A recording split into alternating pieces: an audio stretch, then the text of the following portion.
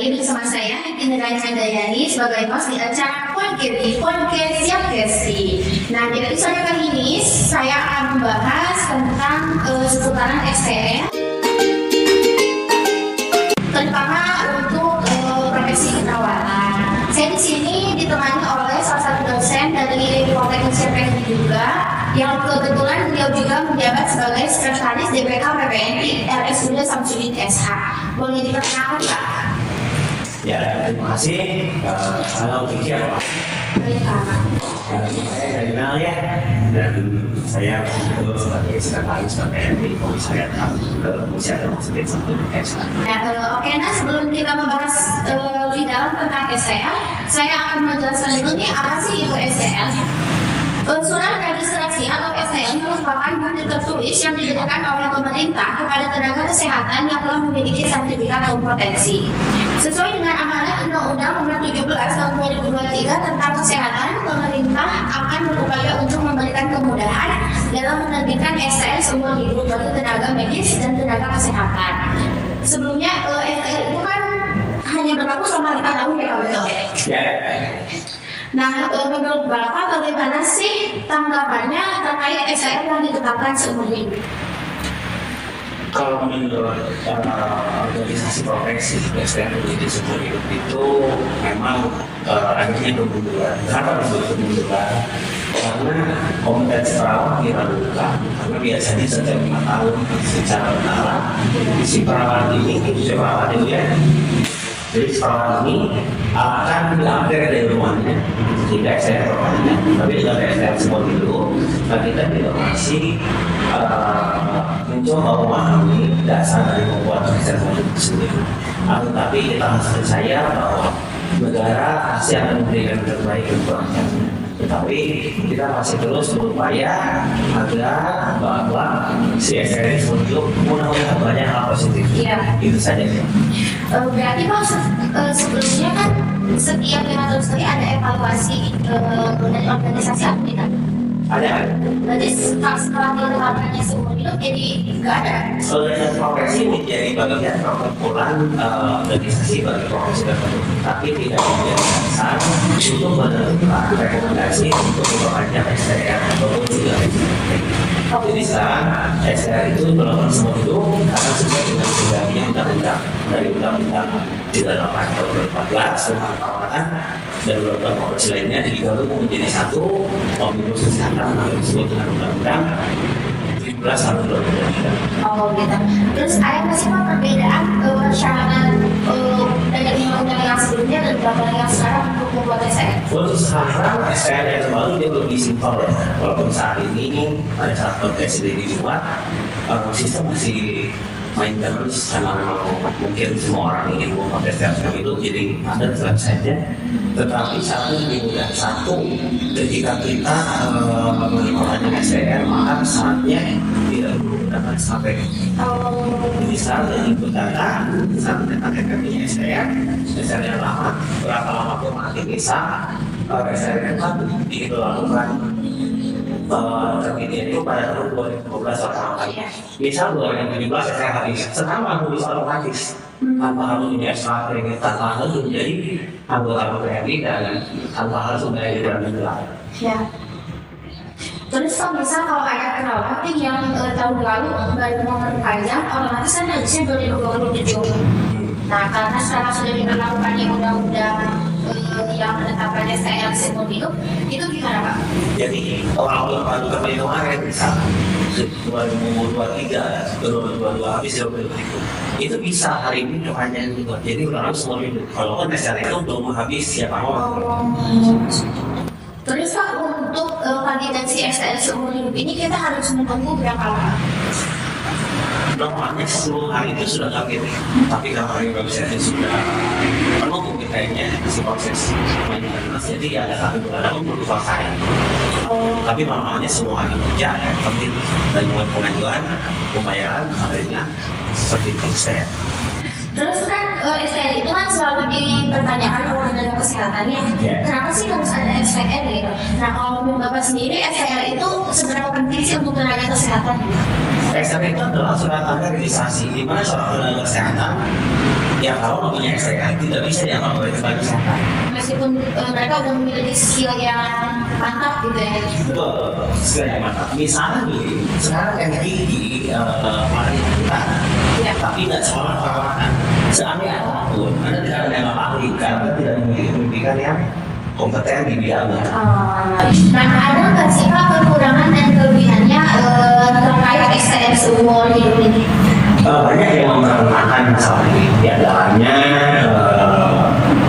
di mana skill perawatan sendiri tidak akan berkembang pada Iya. Tapi kita percaya bahwa ada program-program yang dibuat oleh Kemenkes di mana banyak senior-senior dan pelatihan yang dilakukan oleh Kemenkes melalui pelatihan sehat. Saya percaya bahwa skill perawatan Terus untuk STM seumur hidup ini berlaku untuk semua tenaga kesehatan kan ya? Tidak hanya untuk perawat gitu?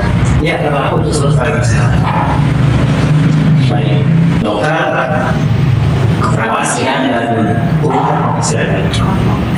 Terus kalau STM yang hilang atau rusak itu gimana Pak? Tidak pernah kita pulang saja. Harus ada di website. Rusak hilang itu ada karena dia dari KPK itu. Nah selanjutnya Pak, bagaimana sih Pak cara pembuatan STM? Tergantung ya apakah baru atau perpanjang. Perpanjang itu sekarang disebut pembaharuan. Kalau baru berarti fasilitas yang lulus pendidikan sebenarnya di 3 perawatan dan sudah butuh kompetensi. Jadi si perawat itu dulu kan lulus dulu baru PSN. Kalau sekarang sejak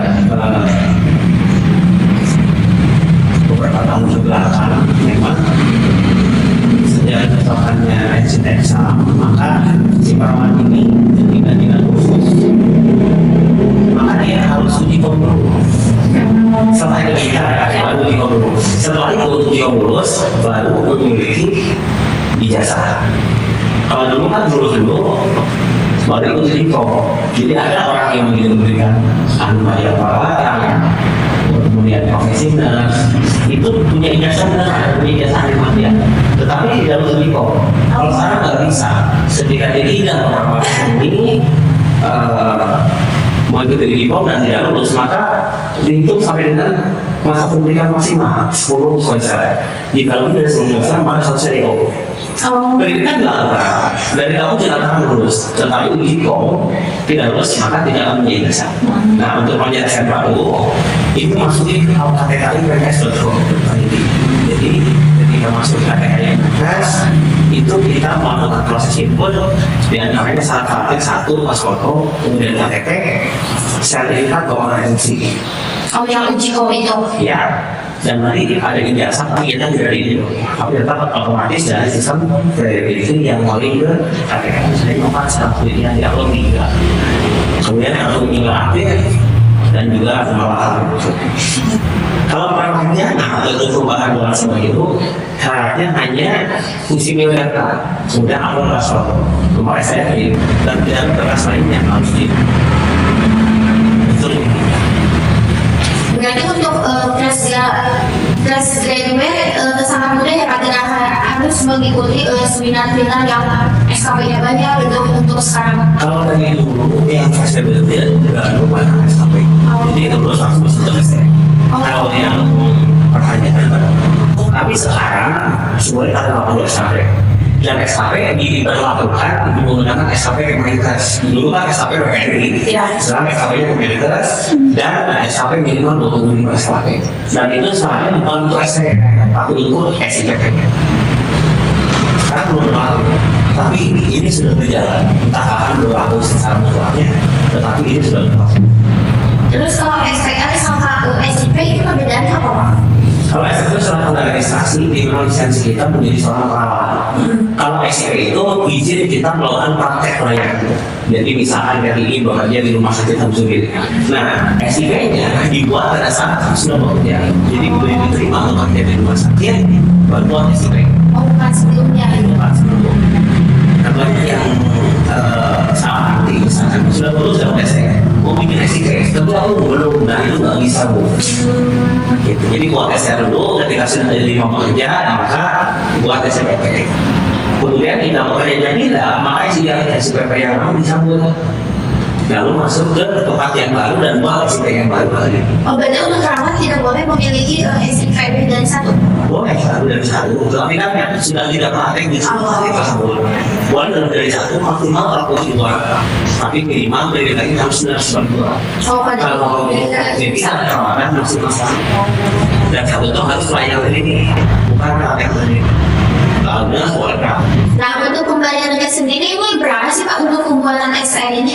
Saya sih kadang mau proses sendiri ya, ini kan beda. Nanti mungkin ke depannya jika proses ini berlanjut kita akan proses lagi dengan cara tutorial pembibitan STM online agar lebih mudah. Karena memang banyak yang memerlukan informasi dan pemahaman untuk STM sendiri itu sangat terjangkau menurut saya 100.000. Jadi hanya 100.000 dibayarkan di kas negara.